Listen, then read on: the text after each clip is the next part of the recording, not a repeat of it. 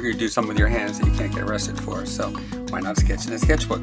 So this is a new sketchbook that my wife got for me. It's available at our school, and what happened is, even though I've got, an exorbitant, insane amount of sketchbooks, just checking to see, and I can wave to you guys now because I have a bunch of cameras. For my birthday, she bought me like one of every sketchbook at the school, which was really cute because every time the kids get a new sketchbook, I get all jealous. It's like, oh, I want one of those. And I've got like 10,000 sketchbooks, so it's kind of cute. So I tested the book out, and it really takes everything well. I mean, it's crazy. I mean, I'm watercolor. I have really nice paper, but wow, look at that pastel. I mean, it's a real quick pastel, and it really takes it well. I post these drawings on, Instagram. But I'm like, whoa, dude, this is really fun. Like watercolor with pen on top. Gouache, it takes gouache. It takes fountain pen. Look at that. This is like a really bad drawing that I gave CPR to. It's got pastel. It's got everything. It's really cool. This is just a regular marker. Just like, I love these markers. They're really cool. They're like two in one. They're really cool. So we got that. This is, what I'm going to do tonight. So this is pretty cool. And, this was from Figure Drawing the other day. So it's really cool. Fountain pen with wash. So I've always wanted to do like, what the famous artists do when they, online when they start their drawing. They don't sit there and say, I'm going to do, just a drawing. They talk about what paper it is and what the supplies. So I thought maybe I would, kind of do that too. So let's see. I'll be using pan pastel, which is really, I got to remember to look at you guys. It's kind of a dust that was used back in the biblical times, in the Old Testament, and I never read it. I've never read the Old or the New Testament, so I just kind of make it up. It kind of thought comes to my head, and I say it because I don't know. I never read it, but I'm thinking, if you've got this, Garden of Eden, it's kind of cool. I mean, in order for someone to want to leave there, you got to be snorting something. So this is what they were snorting. So this is green from the garden, and that's a pastel. So we'll use that. The pencil lead is from the tree that Eve took the apple off that made Adam eat it. She said, hey, Adam, you want to get lucky? He goes, what do I got to do? Eat the apple. You eat the apple. So, but he ate the apple. So they took the tree, because it wasn't used anymore, because nobody lived there anymore. So they took the tree and they kind of burnt it and compressed it. And I was lucky to get some of that. It's not really charcoal, but it feels like it. The paper for this sketchbook was actually made by 40 virgins from the Renaissance time. So they were 40 Vatican virgins, and the paper was sent to Venice. So it's 40 Vatican virgins, Venice, and then they made it into paper. So they didn't have much to do on their plate because they were bored because they were virgins. This my teacher used to call a kneaded rubber, and now they call it, yeah, right there, kneaded rubber. And isn't that funny? They're still doing it. We call it a kneaded eraser. But I always wondered, I guess, like, what would the virgins need this for? Because it's a rubber. But I guess it can help you. So this is a kneaded rubber, which we'll be using a lot of. From drawing, usually we're going to go from the masters, but I really like this book. And, if you're going to do a drawing for the first time and you're kind of nervous, you might as well go with something that you've drawn, over and over and over again. So this is Classic Life Drawing. This is from the Art Students League and in New York, which is next to Kansas. And, my teacher was involved in these with these guys, Chenard's Art Student League. So I'm really old, and which makes him even older. His name was Eddie Rayberg, and he taught me from the age of 13 all the way up till I don't know, my early 20s. When I met him, I was 13 and he was 68. So I have his voice in my head all the time, and which is might not be a good thing, because maybe I get a lot of my stuff from him. Okay, so this is gesture, and what I'm using is this happy dust, and I'm just telling the story. That's all. Maybe move the book over a little bit. You have to be careful because one side of it has nudity on it. And, if we show nudity even in a drawing, you'll burn in hell. So here we go. So even in this gesture with this, I'm putting cross contours in. And you just want to tell that story. Don't want to copy me. So I can put the head down, I can put it up. Let's see, this will be just a shape. There's a rib cage.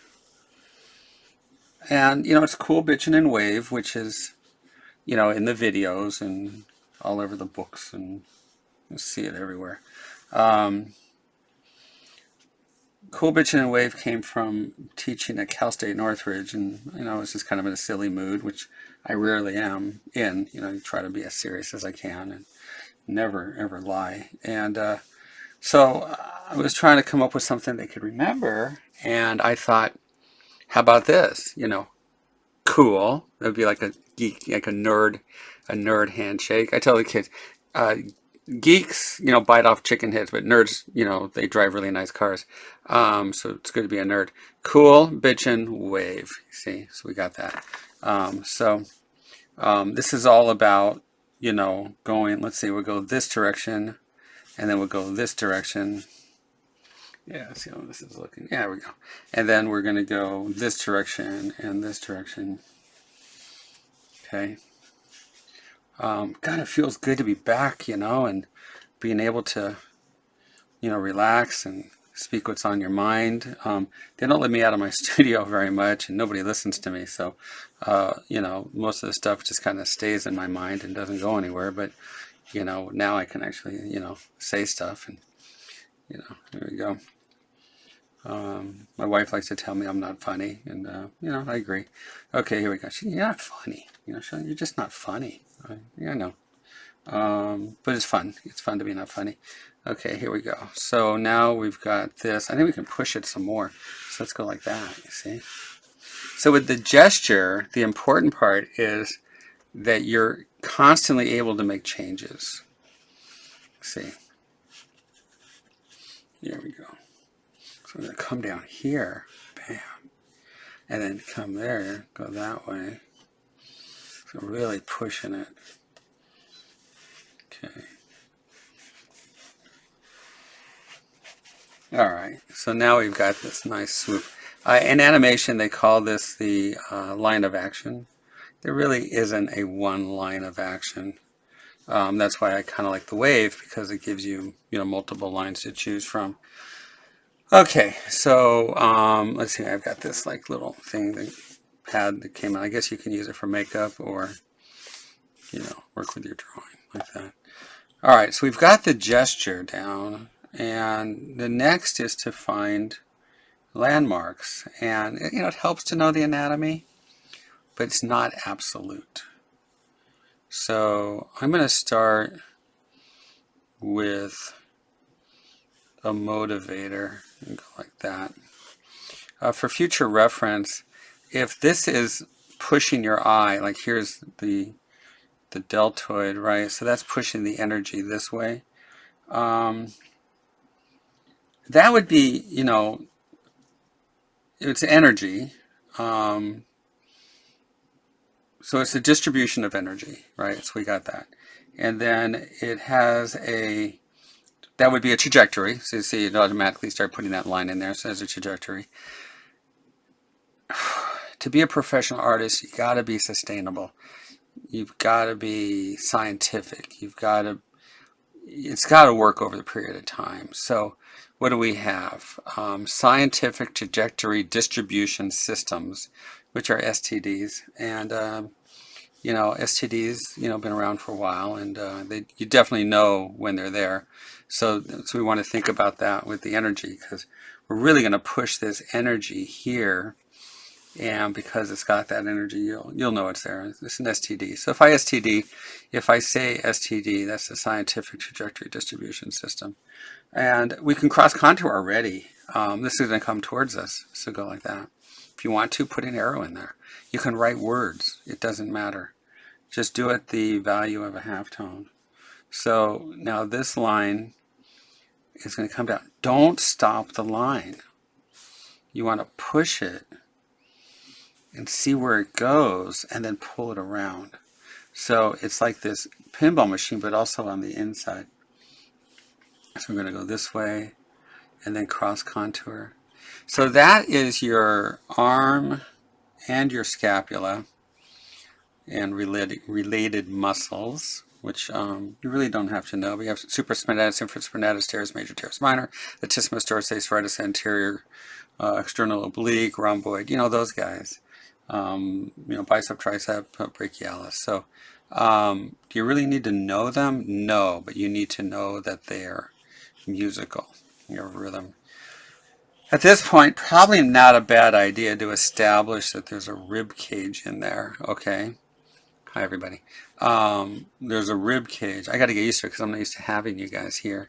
So we'll get going with that. So here's a rib cage. And so I like to go straight on the front and curved on the back. For the colleges, it's probably a good idea to have curved and straights in every room, because just make you a little bit more popular. Okay, so this is straight and that's not. Okay, so we got that, and then break it down so you have two. So here's a rib cage, and then we're going to have one hand distance being from the bottom of the rib cage to the top of the pelvis. And that'll be the iliac crest. So we're going to come here. Here we go. And there you go. So this is going to fit. It's funny, people, they say, why do you, spend so much time in your studio alone? And, it's kind of like, being in timeout. But I don't play golf. I guess that's probably a reason. I don't follow sports. These people, they have to follow a sport. I had a neighbor who goes, Sean, you don't follow a sport? And I said, no. He goes, how do you survive? I'm like, well, I don't know. So I was in Venice, and the beach, and I went into this tattoo place because it was there. And this guy was sitting on a couch, but he's kind of sunk in the couch. And I went over, I said, man, you got a lot of tattoos. And he goes, yeah. And he stood up, and this guy was really tall. And I went, belly button. So that's right there, the belly button. Okay. And so we want to be able to think about the belly button. So I don't know, I just kind of remembered that, the story that, I was staring at this guy's belly button.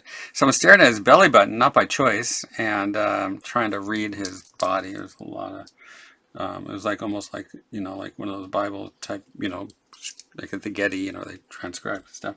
And so that's what we did for a living. He said, you play basketball. And I go, oh, well, that's cool. Well, you're really tall. And I said, are you any good at it? And he goes, yeah. Turned out he was like really, really popular in Lakers, which is, for anybody who knows, that's a sports team. Okay, here we go. So now I've got, looking for the corners. So I'm going to go this way. So that rib cage is going to come out this way, which is also an STD. So you can get an STD in multiple parts of the body. Trees have STDs. Clouds have STDs. But as long as we have a straight on this side, a curve on this side, that's design. I'm going to go here. And this is inguinal ligament coming down this way, then the pelvis. That'll be your leotard line. And I think it'd be a cool name for a dog. Come here, Inguinal. You're so cute. We're going to have a straight line here. Don't connect the body, the extremities. Everybody's looking at Richard Williams' book, Animation Survival Guide. I actually have a copy of it in my own writing because he came to the studio and gave a talk for us. It was really cool, and I got to work with him.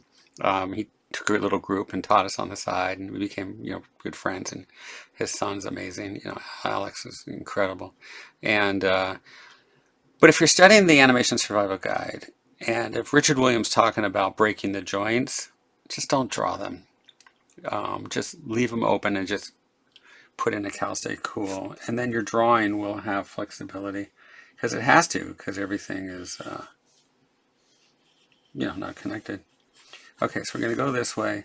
You want to push the lines, like that, really push them.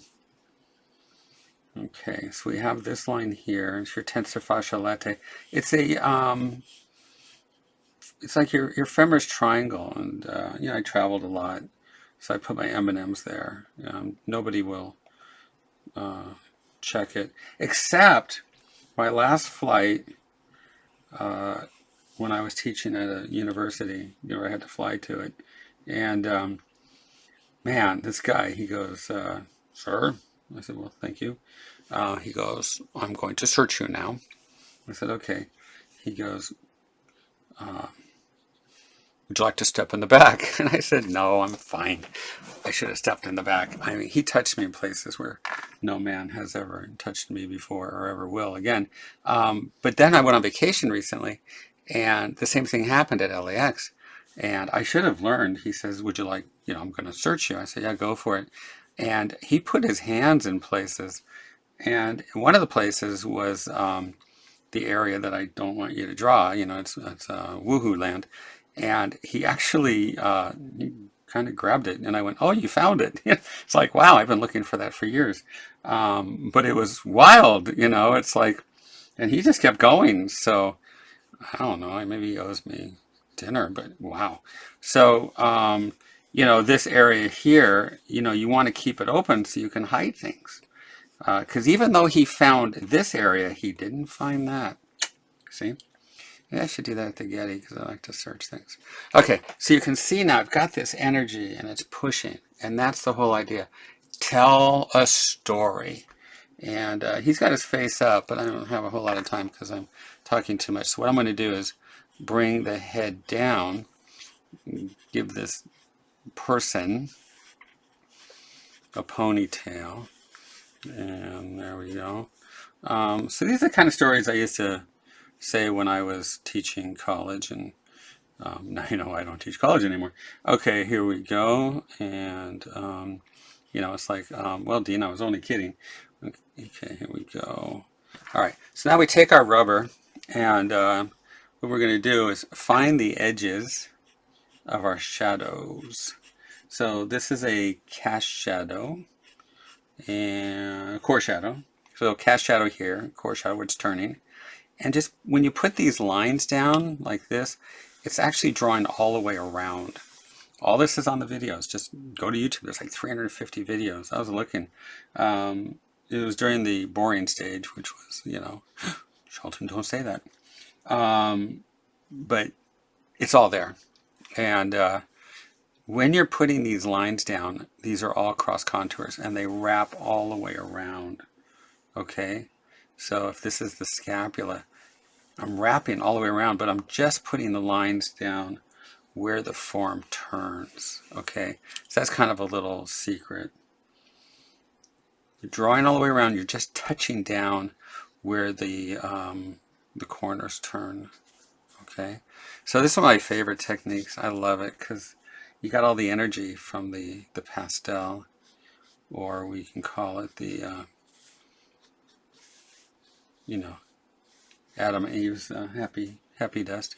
So we're going to go here, bingo, and walk on down. You're allowed to feel it. It's I'll walk up to a person I'm drawing and just touch their body. They get a little shocked, but I always tell them, it's okay. I'm a professional. I do this for a living, and they hit me. So will come down here, and then this is where it fits. That's your structure. So that would be the Tin Man. Okay. Feel it. Actually draw on top of the figure. Okay. So there we go. Don't worry, I'll run out of jokes fairly quickly and get back to conservative Renaissance drawing.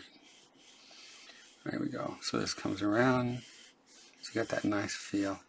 So now we take the kneaded eraser, and you figure the light's coming this way. Pretend this is light, and then come in and look for the planes that are facing the light. Just kind of ski on down.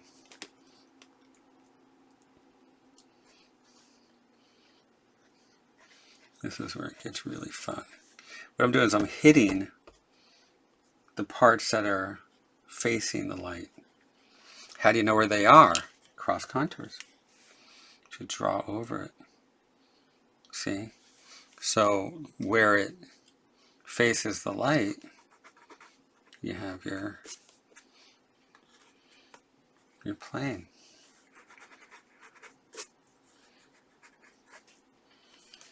Come over here, hit a core shadow.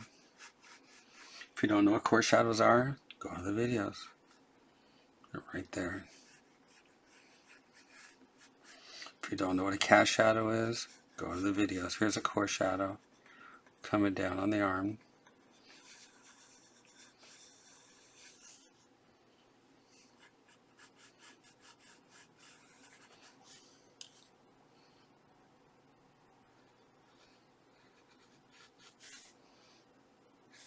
Okay.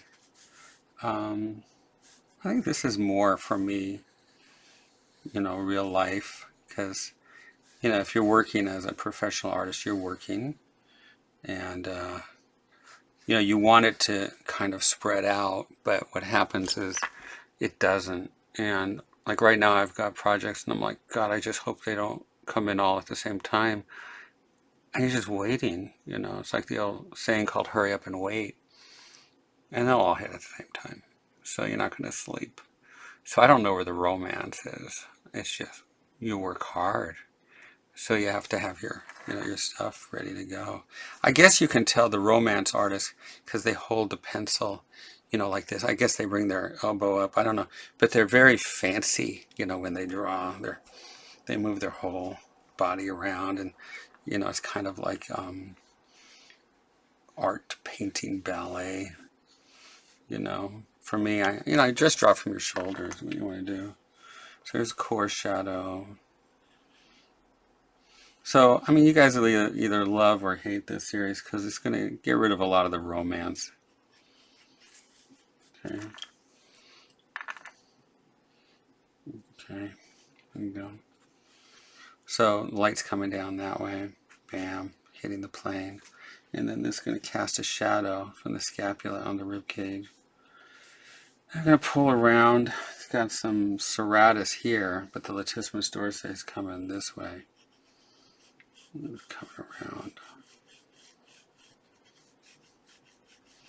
And it all comes from the arm. It's important that these muscles all make it to the arm because you need the arms to masticate. And if you're not masticating, you're going to die. Because you got to eat. You got to chew. I don't think they had, so here we go. So it all goes there, so you can use your arms so you can survive and live. Okay, so there we go.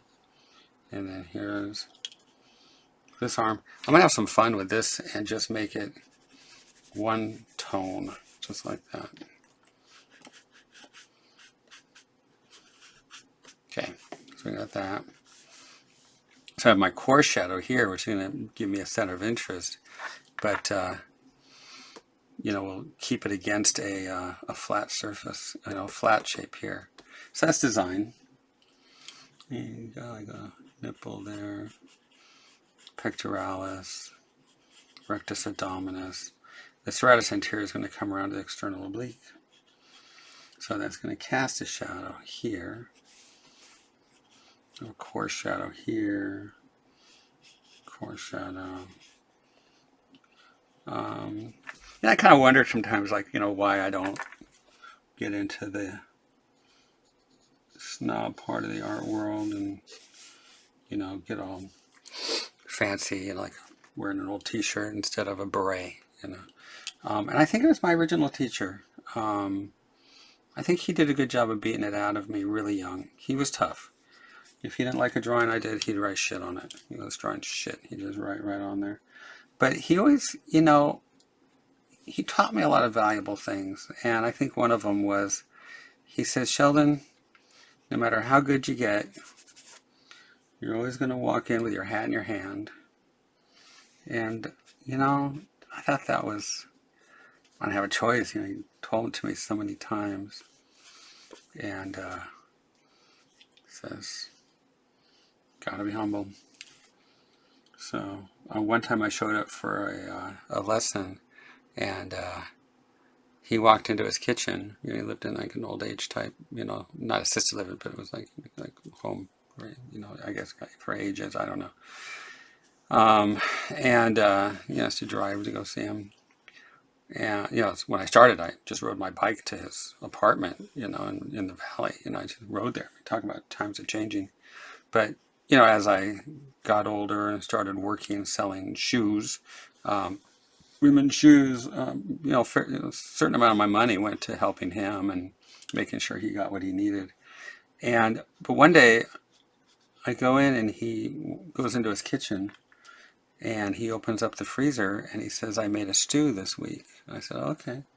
And he said, I took the stew, it was all fresh, and I froze it, he said, into 5 bowls. And I went, all right. He goes, Sheldon, I eat this week. Boy, was that the lesson. And it's not the starving artist. It's just life. And it goes with all careers. Back when I was a kid, if you were working in engineering and aerospace, if they got the count, the whatever bomber it was, everybody worked. If not, then they were laid off. And I remember that was looked at as kind of like, what the film industry is, feast or famine. So, he gave me a lot of knowledge and all. And he was tough, and he was tough on me. And I think that got rid of a lot of what I see today as the mystery and the romance of it. Just an artist. That's it. Okay, so let's see, that's kind of fun. And remember, it's a sketchbook, so we'll be doing a lot of drawing. I won't be talking. I'll be talking because my other ones I didn't talk as much, but I will be using different techniques. I'll be using a lot and different sketchbooks. So next time we'll use a different sketchbook. Today what I did was I binge watched Jonathan Winters along with Robin Williams, my 2 heroes, and did that before. But it's it's 9:30. It's a little late. And this is work time.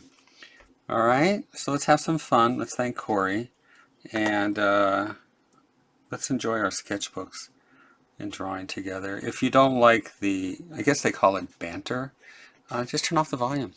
I'm not insulted. Okay, and we'll just continue having fun.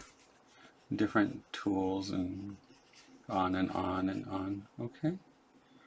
All right. See you on the next drawing. Bye, guys.